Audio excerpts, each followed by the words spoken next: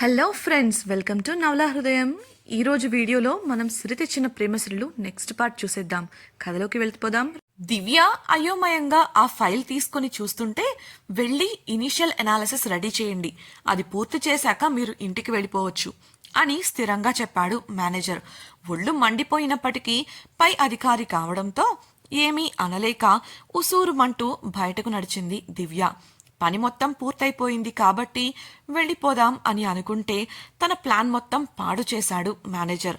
మనసులో చెత్త వెధవ, కుళ్ళుపోతు సచ్చినోడు, కావాలనే ఇలా చేశాడు, వీడికి ఇంకో సంవత్సరం వరకు సెలవులు దొరక్క ఇంట్లో పెళ్ళాం పిల్లలు పెట్టే టార్చర్ తట్టుకోలేక కుళ్ళి కుళ్ళి ఏడవాలి, ఇదే నా శాపం అని తిట్టుకొని పని మొదలుపెట్టింది.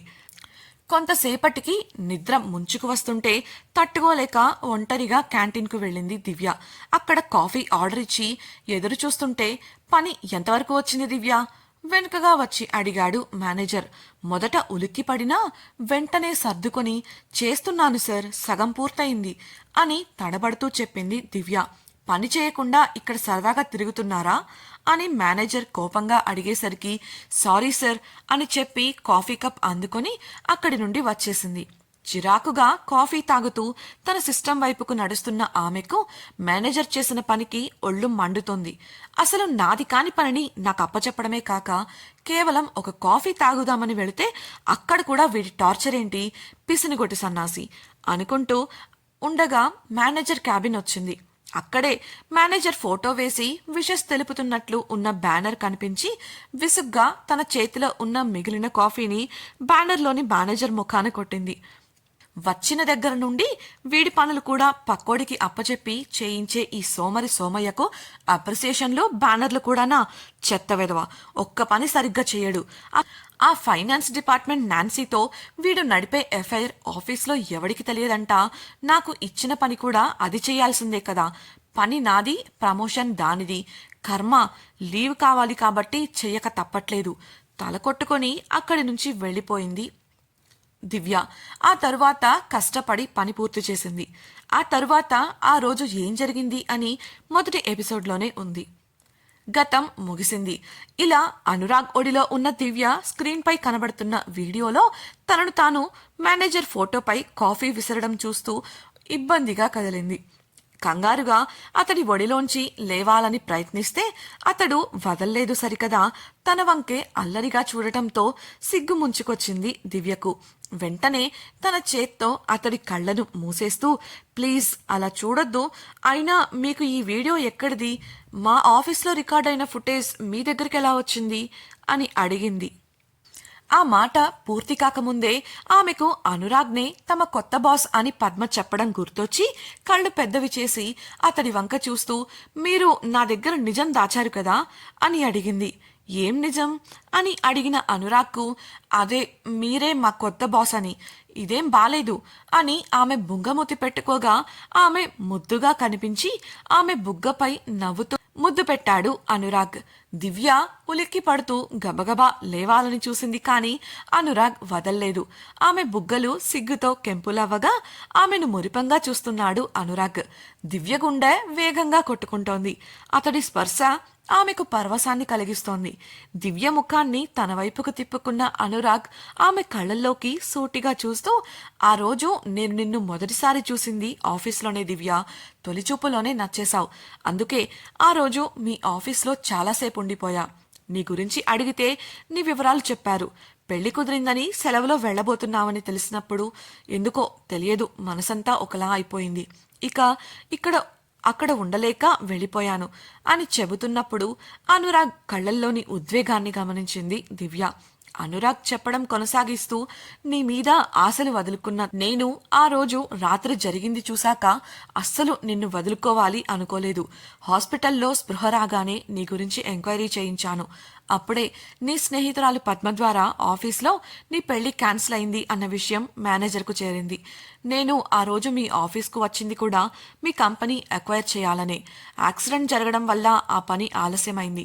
నువ్వు నా దానివి కాబట్టే నీ పెళ్లి విషయంలో అలా జరిగిందని ఎంత సంతోషంగా ఫీల్ అయ్యానో మాటల్లో చెప్పలేను.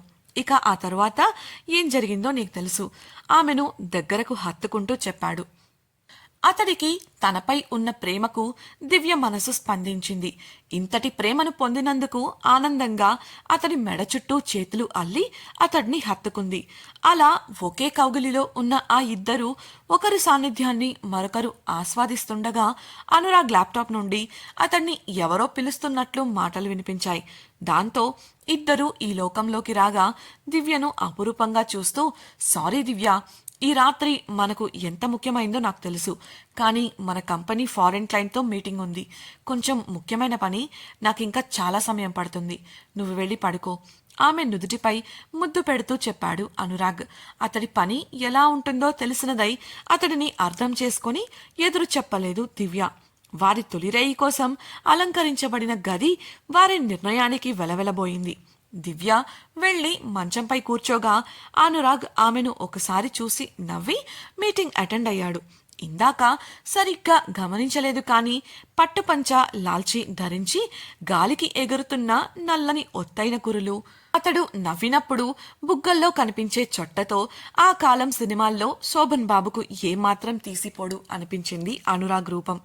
దివ్య కొంతసేపు అతడి పని పూర్తయ్యే వరకు ఆగాలని ఎదురుచూసింది కానీ పెళ్లి కార్యక్రమాల వల్ల గత కొద్ది రోజులుగా నిద్రలేకపోవడంతో ఆమెకు తెలియకుండానే నిద్రలోకి జారుకుంది. అనురాగ్ తన పనులన్నీ పూర్తి చేసుకుని వచ్చేసరికి అర్ధరాత్రి 1 గంట అయింది.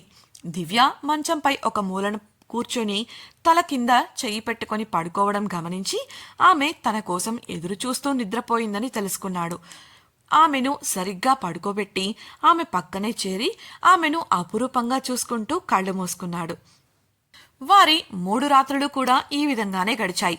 దివ్య తప్పుగా అర్థం చేసుకోకూడదు అని తాను ఉన్న పరిస్థితిని ఆమెకు కూర్చోపెట్టి వివరించాడు అనురాగ్. అలా అని పూర్తిగా పని మీదే కాకుండా దివ్యతోనూ కుటుంబంతోనూ కొంత సమయాన్ని గడుపుతూనే అన్ని పనులు చూసుకుంటున్నాడు.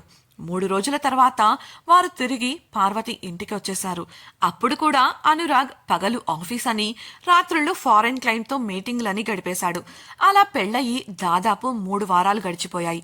అనురాగ్ పని గురించి అవగాహన ఉన్న దివ్య పార్వతి వారి కోసం హనీమూన్ ప్రస్తావన తీసుకొచ్చినప్పటికీ తోసిపుచ్చింది. అలాగే ఆమెకు పార్వతి అలాగే మిగతా వారికి దగ్గరయ్యే అవకాశం దొరికింది. అప్పటికే ఆమెకు అనురాగ్ మనస్తత్వం అర్థమైంది. ఎంత పనిలో పడినా ఆమెకు కావలసినవి ఏంటి, వింటుందా లేదా అని గమనిస్తూనే ఉన్నాడు అనురాగ్. ఇంట్లో ఉండగా అతడికి ఏం కావాలి అని చూసుకుంటూ ఉంది దివ్య. ఒకరోజు సాయంత్రం 4 గంటల సమయంలో పార్వతి హాల్లో కూర్చొని ఆఫీస్కు సంబంధించిన ఫైల్స్ చూస్తుంటే ఆమె కోసం కాఫీ పెడుతోంది దివ్య. పని మనిషి మంగ ఉల్లిపాయ పకోడీలు వేయడానికి కావలసినవి సిద్ధం చేస్తోంది. సిరి హాలులో ఉయ్యాలలో నిద్రపోతూ ఉంది. ఇంటి బయట కార్ ఆగి అందులోంచి అనురాగ్ దిగాడు.